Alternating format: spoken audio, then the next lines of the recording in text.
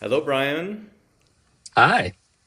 So I am Mark Shapiro, Artistic Director of the Chamber Chorus Cantori, New York, and I am with composer and orchestrator, shall we say, Brian Morales.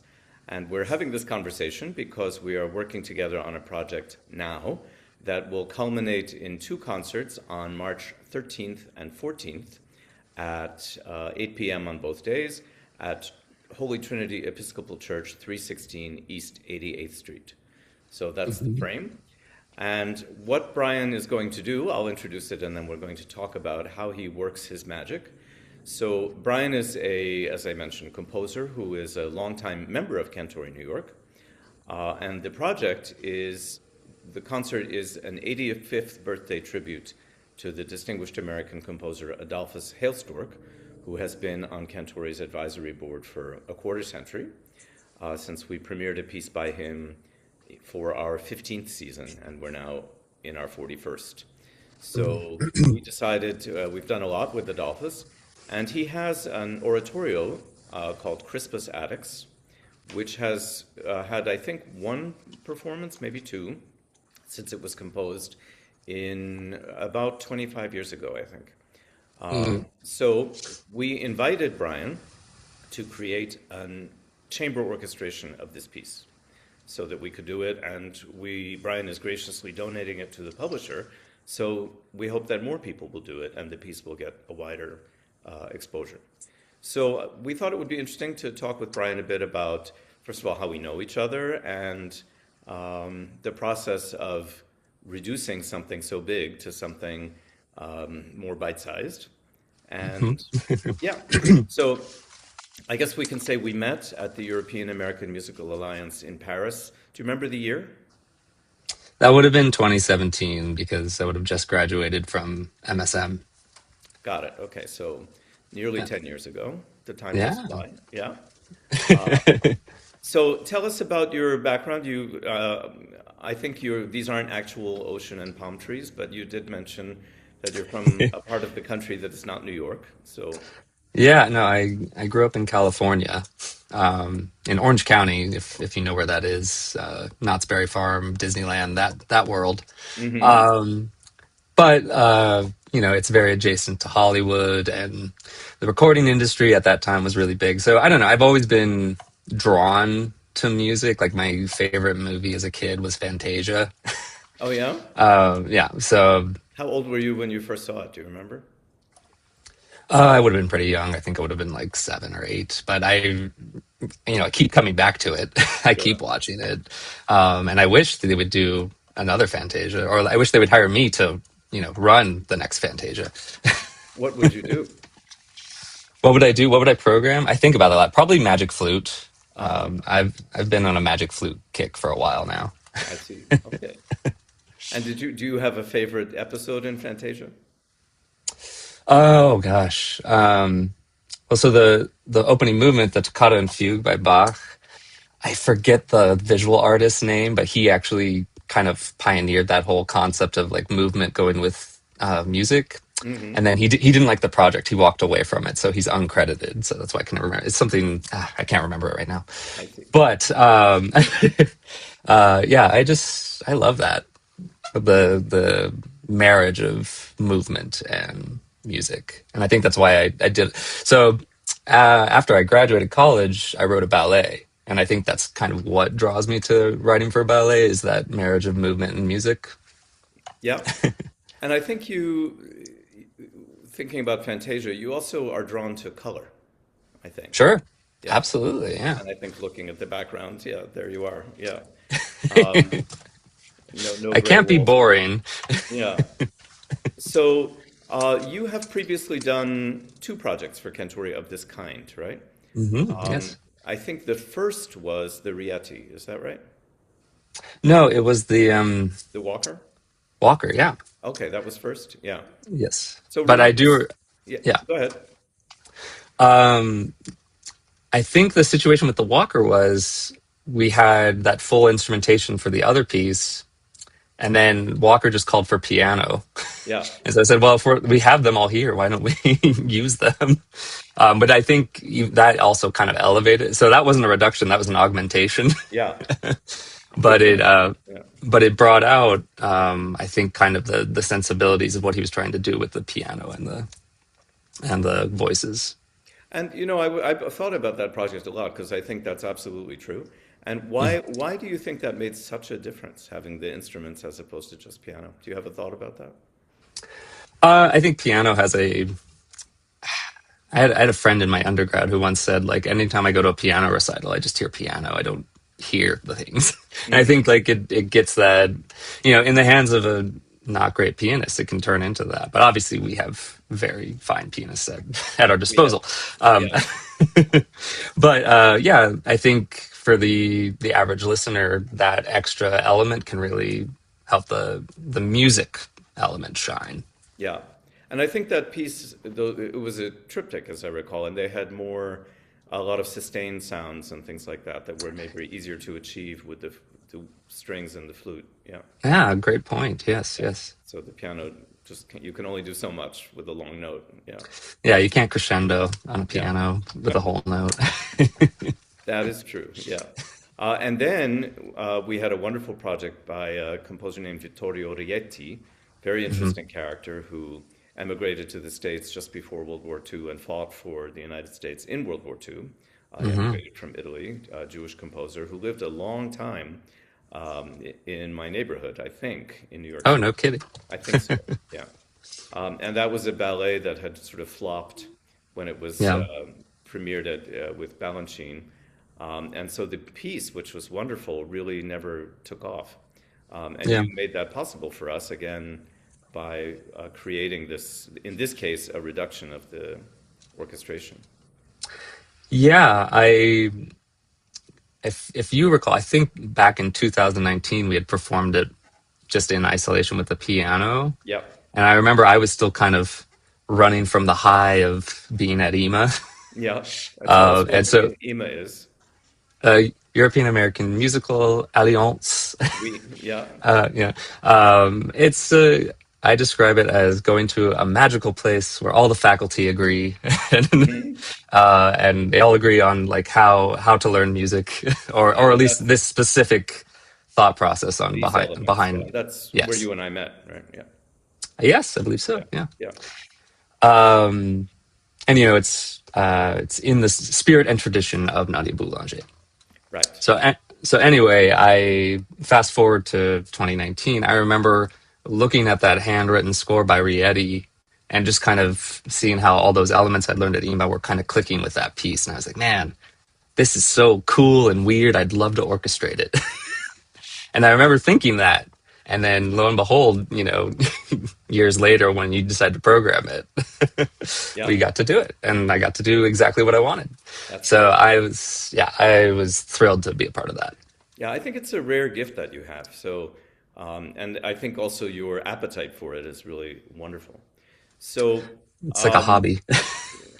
you said it is or is not? It's like a hobby. It's like It a doesn't feel hobby. like work. Yeah, that's great. It's a real passion project. Mhm. So, Crispus, um, I think this was something that I brought to you. Is that right? And I said, we want to do this. Mm. Is this something you would be tempted to do? Yes, yes. Uh, I I don't know how to say no. If Lucky us. Yeah. yeah. But I'm glad I did. This is a really fascinating. I think he calls it a cantata, not an oratorio. Okay.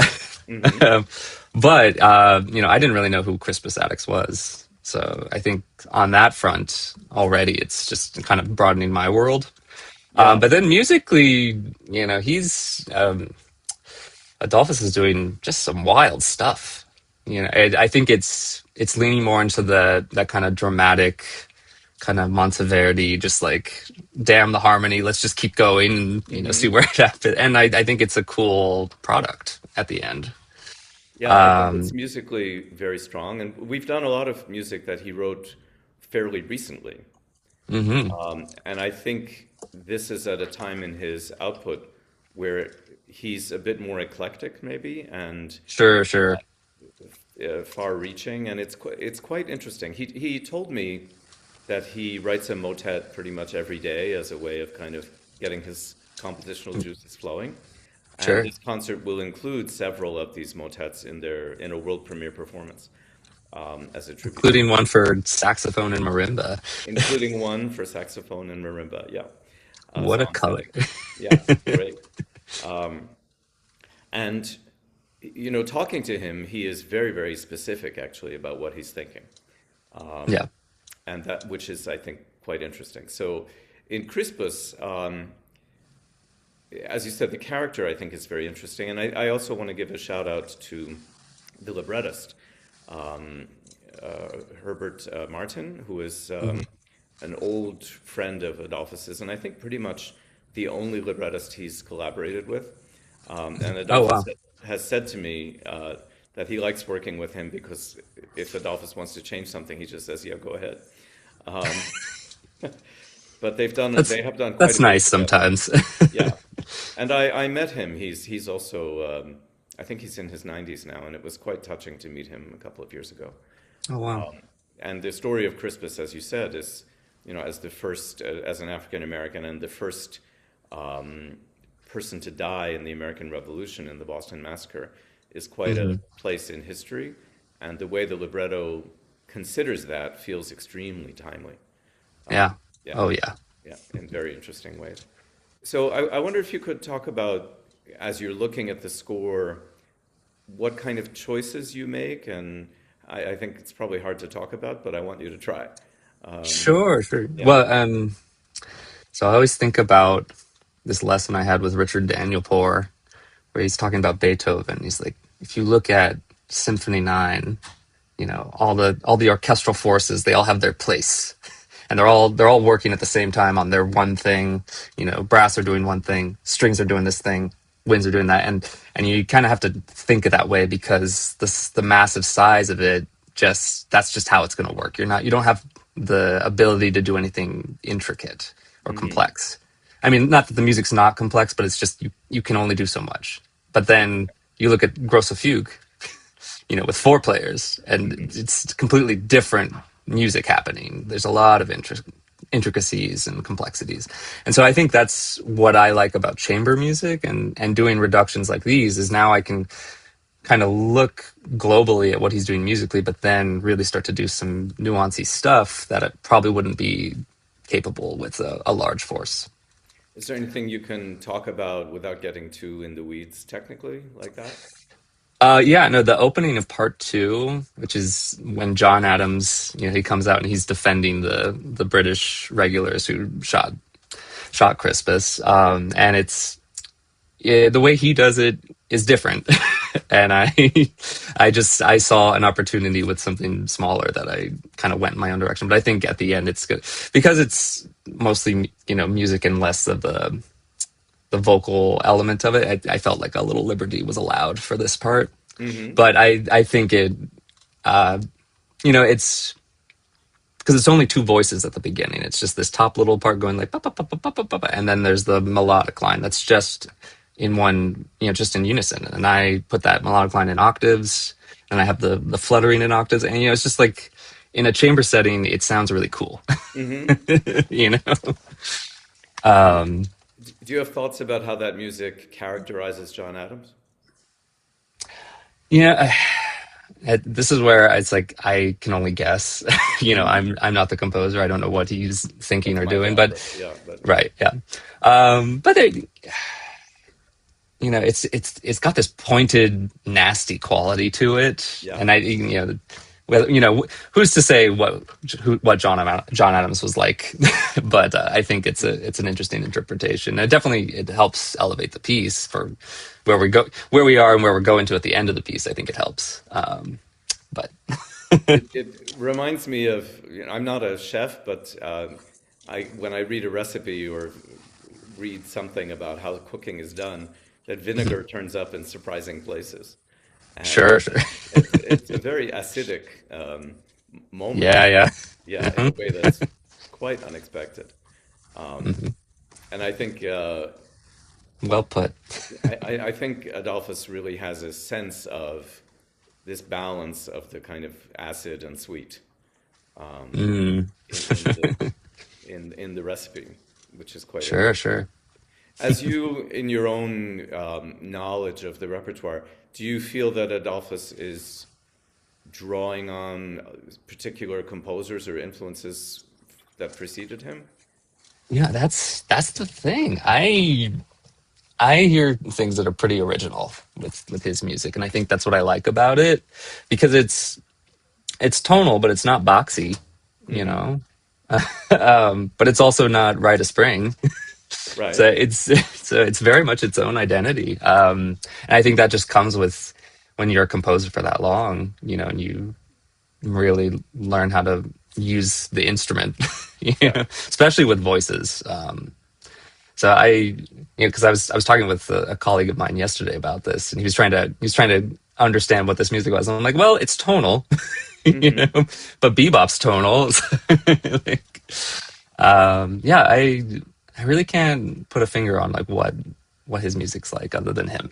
Yeah.